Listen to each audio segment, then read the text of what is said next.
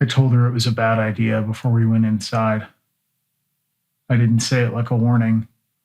I said it the way you say things you already know won't change anything. We don't know whose place this is, I said.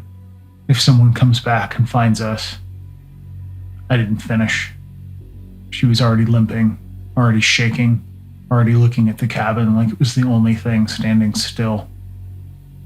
It was colder than it should have been. Not emergency cold, not yet, but the kind that seeps into joints and makes small injuries feel much bigger. Her ankle had been swelling since last afternoon. She kept saying it was fine. Every time she put weight on it, her breath shortened. The cabin was there in that too convenient way things sometimes are when you're lost, like it had been waiting.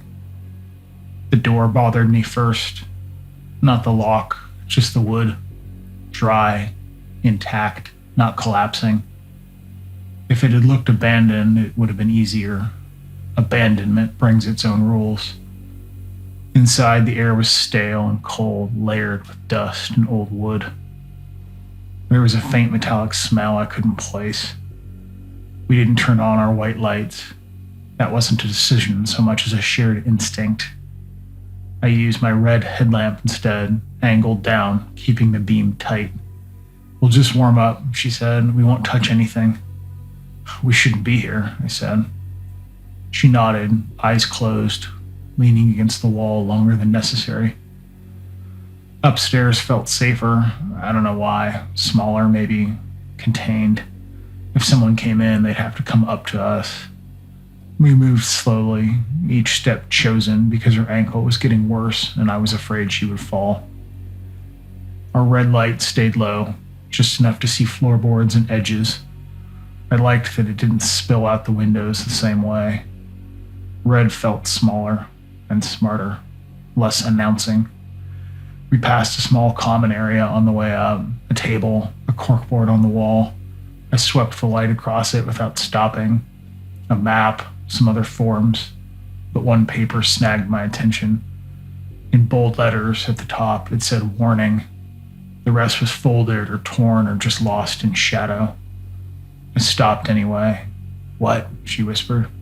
Nothing, I said, too fast. I angled the light back just for a second, but my hand shook and the beam slid. I caught fragments. Handwritten maybe, or old print. Something about use or area on the board. I couldn't read it fully. That somehow felt worse than if it had been blank. Of course, my brain filled it in immediately. Warning, private property. Warning, active logging. Warning, do not enter. I told myself that if it were serious, it would be clearer, official, laminated, but the words stuck. A warning. I shut the light off and kept moving. The upstairs room had a low ceiling and a narrow window. There was a draft somewhere, but less than downstairs. I closed the door halfway. Fully closing it felt like admitting that we were hiding. She sat down hard on what might have been a bed frame and swore. When she pulled her boot off, the bruise was already blooming. This was stupid, she said. I didn't say anything. I knelt and looked at her ankle, thinking about water, bandages, whether places like this stocked first aid kits. I was still half pretending there was a system. The first light outside barely registered. A white flicker through the window, gone before I could track it. Did you see that? She whispered. Probably nothing, I said, because that's what you say. Then it happened again. Lower, moving sideways, not steady. Hikers? She whispered. Maybe, I said. Rangers? I didn't believe that. Rangers announced themselves. The light stopped. Then another appeared farther to the right. Then another, briefly, to the left. I couldn't see people. It was too dark. Just the lights, appearing and disappearing, not staying in one place. They seemed close. Owners came to mind first. Someone coming back to their place and finding it occupied. But owners would come straight to the door. They wouldn't circle. I turned the red headlamp off without thinking. The room sank into near dark. I could still make out her shape, hunched, arms wrapped around herself. The forest made a sound then, a hard crack, a log shifting or falling maybe, or something breaking under weight. It was distant enough to be unrelated, but my body reacted before logic could. "They're moving," she whispered. "I don't think that was them," I said, but it didn't land. The lights outside shifted again. One flared bright and then vanished. Another appeared somewhere else. It felt deliberate, even though I know that might not mean anything. I crouched without deciding to. She followed, wincing, breath tight. "If they see us," she cut me off. "They won't. We've got the red light. We'll keep it off." I turned it back on, very low, pointed at the floor. Then the red dot appeared on the glass. Perfectly round, perfectly still. I didn't understand it at first. It didn't behave like a flashlight. It didn't wobble or wander. It just was. My spine went cold. "Don't move," I whispered. Her breath hitched. "That's not a phone or a flashlight." I couldn't answer. I was thinking about hunters, about people who didn't want to be found or seen, about the word warning and how I hadn't read the rest. The dot stayed long enough. The time did something strange. Then it slid away, fast, like whoever held it had shifted position. I pulled her lower, my hand clamped over hers to keep her from grabbing at the wall.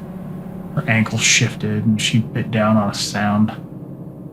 Outside, the white lights multiplied, 3 maybe, moving independently, appearing where they hadn't been before. It felt like the room was shrinking, like the ceiling had dropped an inch. That's when the voice came. "Hey, anyone in there?" A man's voice, calm, measured. Relief flared, but died almost instantly.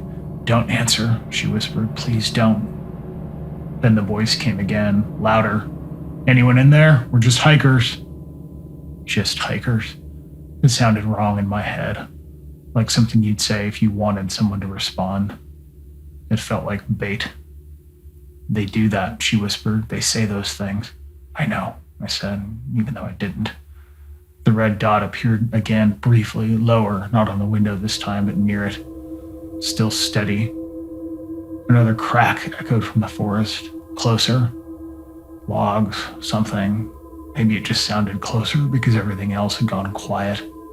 The forest felt suddenly empty, like it was holding its breath. "They're waiting," she said. "They're waiting for us to come out." I didn't argue. I couldn't find a version of events that made more sense or felt safer, not in the moment. I unclipped the red headlamp and set it face down on the floor. Even turned off. Felt like it was a liability. "We shouldn't have come in here," I said. She nodded, jaw clenched, tears silent. The voices didn't come back. The lights moved for a while longer, stopping, starting, drifting apart. Then gradually they pulled away. One light bounced fast, like someone moving quickly. Another followed. Darkness settled in again. We didn't wait long. Staying felt worse than moving. Silence felt like preparation. We gathered our things with hands that didn't quite work right. I checked the window one more time. Nothing, no movement, no light. We left almost immediately. Not at dawn, not after rest, just gone. Every step down the stairs was careful. Every sound felt loud. Outside, the forest felt wrong, too quiet, like sound had been pulled out of it. I kept expecting lights to snap on again from behind trees, people waiting for us to step out. Nothing happened. We didn't stop until we were back on the trail, a mile or so. Even then, I kept looking over my shoulder, expecting to see steady red lights pointed at me. Later, I tried to tell myself it was a laser pointer, hikers being cautious or dumb, or coincidence. But when I think back, the thing that sticks out isn't the light. It's not that word on the board, warning.